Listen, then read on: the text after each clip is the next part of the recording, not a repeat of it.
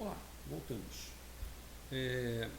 Nós estamos discutindo sobre aminoácidos e a gente viu rapidamente que a estrutura de um aminoácido reflete algumas informações que vão conceder a ele determinadas propriedades em solução nos meios biológicos, principalmente os seus aspectos de ionização.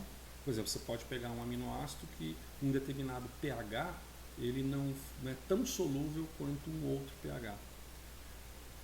Como a sua cadeia lateral. Você pode estar diante de um aminoácido que não gosta de água, é extremamente apolar.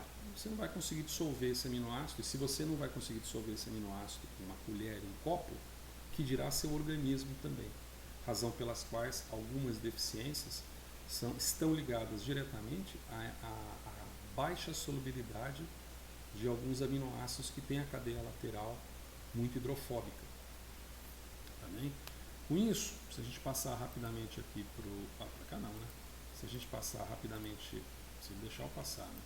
Deixar passar aqui para o slide, né? Para a gente comentar algumas coisas do slide.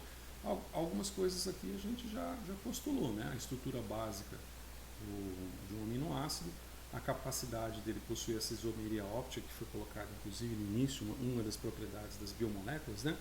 São isômeros conformacionais, configuracionais, estruturais, e tem a isomeria óptica, que diz respeito a esse L ou D, que é o desvio da luz plano polarizada. Né? A capacidade de ionização, que é ditada diretamente em cima da estrutura, e como recordar a viver, ó, isto aqui é um cátion, essa estrutura é um ânion, e essa estrutura aqui na metade, ó, ela exibe uma carga nula. Portanto, é uma estrutura na qual o pH em que você colocar essa estrutura vai equivaler ao ponto isoelétrico dessa estrutura. Tá bem? Aqui não está representado propriamente a cadeia lateral do aminoácido, outros sim apenas o seu esqueleto carbônico, como você pode. Na verdade está representado sim. Na verdade está representado sim. Tá? Bom, se a gente observa então, e aí você tem lá esse slide bem maior para você poder. Né? Quando a gente observa as propriedades dos aminoácidos, então a gente vê aquela história de você olhar para a estrutura e observar suas diferenças em informações, resumidamente, que se colocam aqui, ó, valores de pK. Então, capacidade de ionização. E as suas estruturas, ó, apolares. Opa, errei aqui, né? Apolar. Então, apolar pode ser aromático, polar neutro, certo? Polar carregado positivamente, são chamados aminoácidos básicos, é isso que eu chamei de básicos.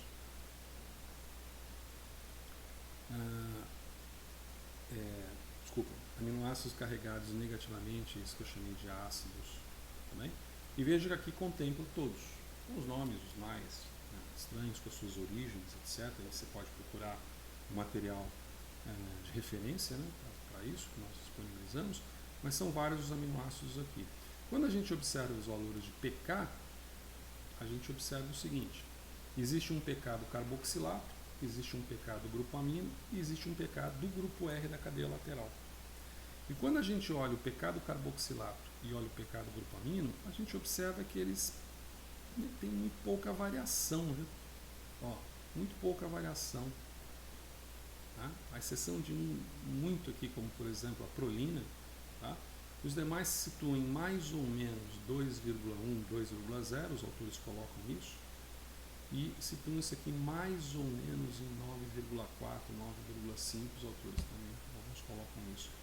O que vai diferenciar mesmo a capacidade de um aminoácido ionizar melhor será a sua cadeia lateral. Isso não quer dizer que, por exemplo, uma glicina, que é um aminoácido que possui um hidrogênio na cadeia lateral, e como a gente tinha visto, né, o fato de você ter. Opa, vou errar de novo. O fato de você ter um hidrogênio numa cadeia lateral aqui, ó, vale dizer que o carbono estaria ligado a dois átomos iguais, portanto perderia a atividade óptica dele.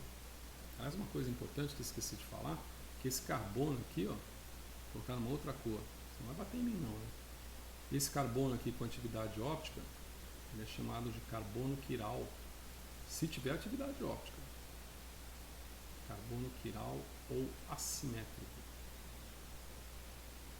Assimétrico. E pela sua estrutura, né, dependendo do número de carbonos que tiver aminoácido, ele vai ser sempre muito primeiro e também chamado de carbono alfa. Né? Tá certo? Os outros vêm logo na sequência. Deixa eu salvar aqui também. Voltando na explicação, a gente tem, portanto, a cadeia lateral como sendo responsável pelas alterações estruturais que se observam em aminoácidos. E com relação ao potencial de ionização, olha aqui, ó. Aminoácidos, por exemplo, entre os aromáticos, você tem esse aqui, ó, tirosina. Tá? Tíreos quer dizer queijo, tem a ver com as suas descobertas.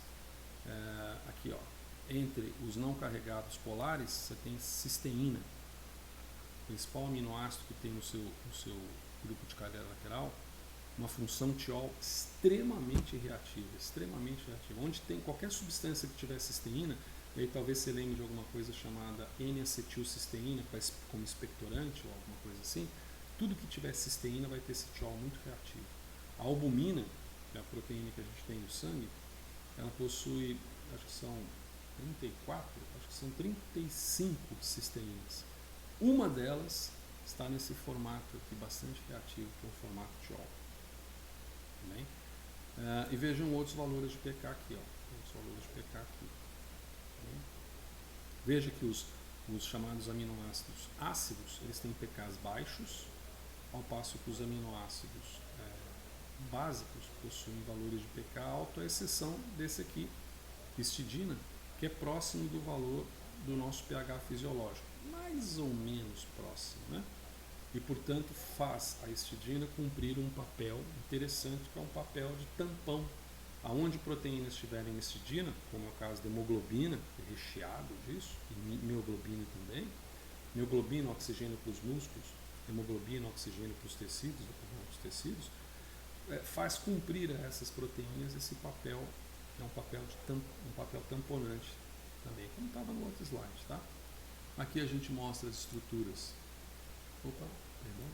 as estruturas desses aminoácidos aqui, que é interessante você brincar um pouco com o JMOL, puxar essas estruturas da internet com os nomes em inglês, leucine, aspartate, ou pegar o livro que a gente tem, pegar o material suplementar dele, que tem esses aminoácidos ali, e ir dando uma olhada nas características, onde você tem os aromáticos, os básicos.